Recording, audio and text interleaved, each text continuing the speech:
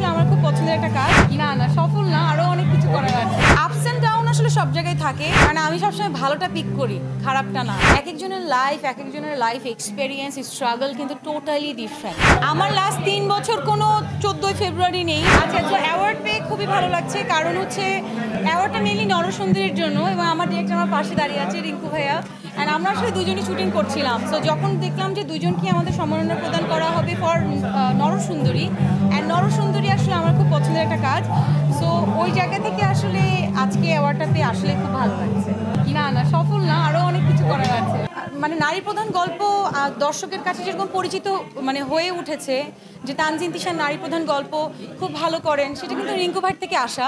কারণ রিঙ্কু ভাই সাহস করেছে আমাকে নিয়ে নারী প্রধান গল্পে কাজ করার, যার কারণে কিন্তু এখন আসলে মানুষ এক্সপেকটেশন নিয়ে বসে থাকে কবে আমরা একটা নারী প্রধান গল্প নিয়ে কাজ করব।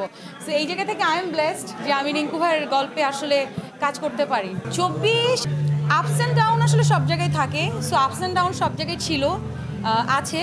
সো আমি তো বলবো আলহামদুলিল্লাহ ভালো ছিল, কারণ আমি সবসময় ভালোটা পিক করি, খারাপটা না। নরসুন্দরী কিন্তু একটা নারীর একটা ফ্যামিলি স্ট্রাগলের গল্প, যেটা অনেক রিয়েল লাইফে আপনারা মানে কানেক্ট করতে পারবেন, এবং অনেক মানুষই কানেক্ট করতে পেরেছে। সো ওই জায়গা থেকে যখন আপনি দেখবেন না, আমরা আই থিঙ্ক প্রপার গল্পটাকে তুলে ধরতে পেরেছি, যার কারণে কিন্তু নরসুন্দরী ওই ঈদে আমাদের একটা বেস্ট ওয়ার্ক ছিল।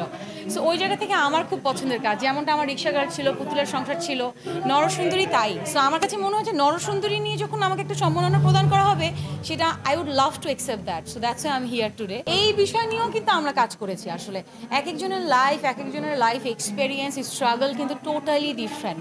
সো উই ক্যানট জাজ somebody, but we can say that আমাদের গোলটা যদি আমরা ফোকাস করতে পারি, then we can do our best, but we can't জাজ সামবাডি বাই দেয়ার লাইফ, এটা আমি বলবো।